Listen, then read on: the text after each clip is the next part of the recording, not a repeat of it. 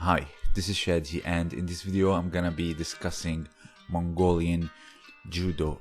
Mongolian Judo, if you go into it and research it and try to analyze and see what they are doing, it is something very beautiful and it is something very strong.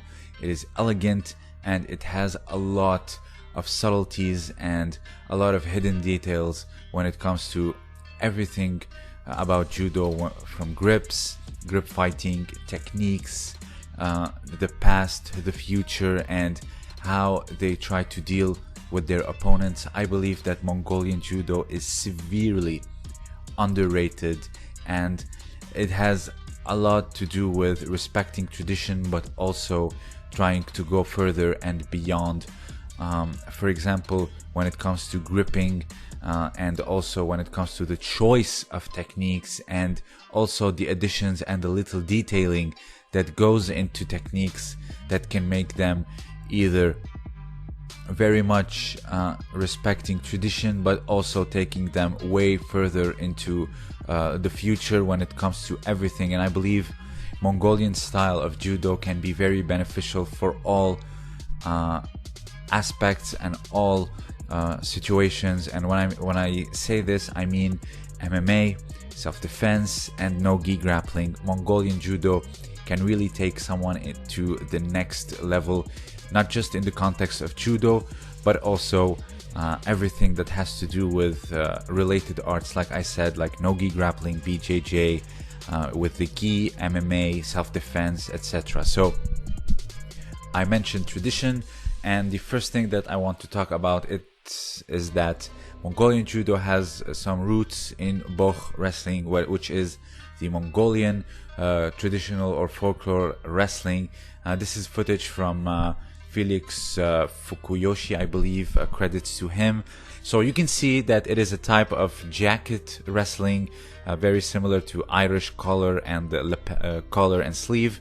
So here you can see that the garments only stretch around the back of the shoulders and very slim sleeves, so their gripping tends to be a little bit all around, like neckties, underhooks, overhooks, and grabbing garments, so that when goes into Judo it can really play wonders and add a lot of new things. However, the concept of overhooks and underhooks is not something invented by these ancient, like the Mongolians or the Indian wrestling or the Greco-Romans. However, Japanese did have it. For example, here in the Nage no Kata, mentioning Sumigaeshi in the Hal Sharp videos, they say that this was traditionally done with armors, hence the underhook and the overhook in Nage no Kata. However, the revival of the underhook and overhook in Judo was thanks to the Mongolians through Boch wrestling.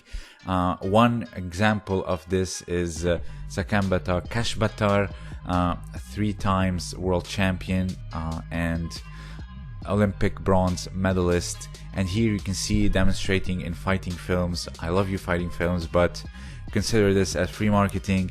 The system of grips. Obviously, grips can differ from technique to technique, but here you can see the reliance of the underhook, but also grabbing garments, the back of the collar. You can always do it as a necktie. When doing Uchimata or Uranage, you can go down. See here, closing distance and also breaking posture, putting the head in, the shoulder. And Kashbatar is one of the few men that was able and successful in beating Shohei Ono with this highly controlled and brilliant Uchimata. From grips to technique to execution, Kashbatar did it. Here, let's see the gripping, the underhook and overhook, flipping with Uchimata, spinning around and getting Ono with a clean and swift ippon. So another thing when it comes to traditions is not only just Mongolian but also Japanese. For example, one of the most traditional techniques that we learn in Judo and perform in Nage no Kata that we somehow see it as obsolete or non-functional is the Uki Otoshi, the first ever technique performed in Nage no Kata, which is a teiwaza or a hand technique. However, Mongolians, and specifically David Dorsch and Dashdava, if I'm not mistaken, also found a way to practice it. So Kano Sensei, when choosing the techniques or the repertoire of techniques of judo, he chose some that are highly effective. He didn't just use them just out of nowhere. For example, here David Dorsch showing the uki otoshi, how it's performed. You can also find it on Superstar Judo fighting films.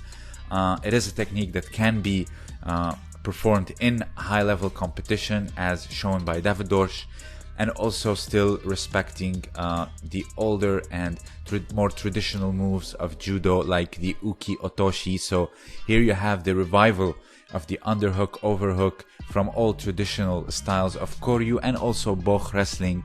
And also you can go into the future with those grips.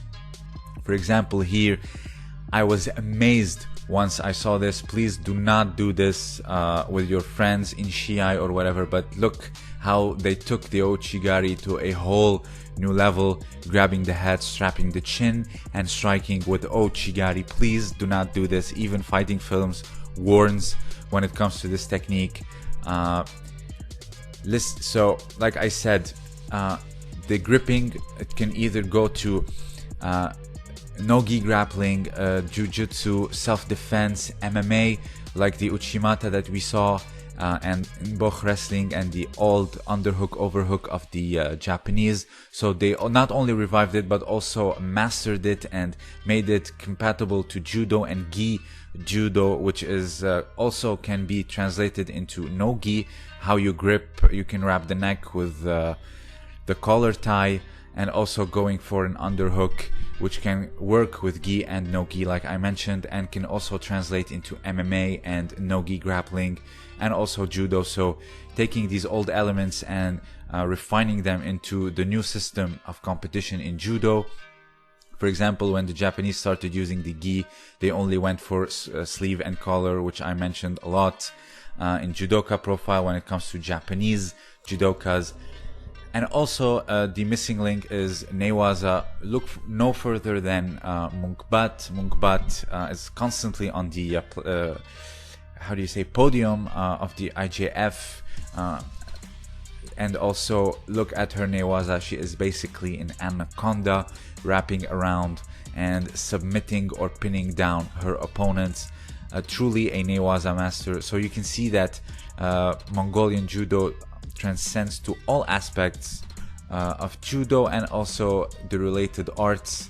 So the gripping, so in short, the gripping is pretty much on par with old gripping, the armor, etc. of the Japanese, and also with boch wrestling, the jacket wrestling that was very severely limited by garments, but however, they did manage to adapt it to judo, and it can also be adapted to self-defense, closing the distance, putting your head, breaking the posture, and still attacking, and also into MMA, the hooks and grips, etc. It's not just wrestlers that can do stuff with the no-gi, but if you apply the Mongolian system, in my opinion, you can go a very long way.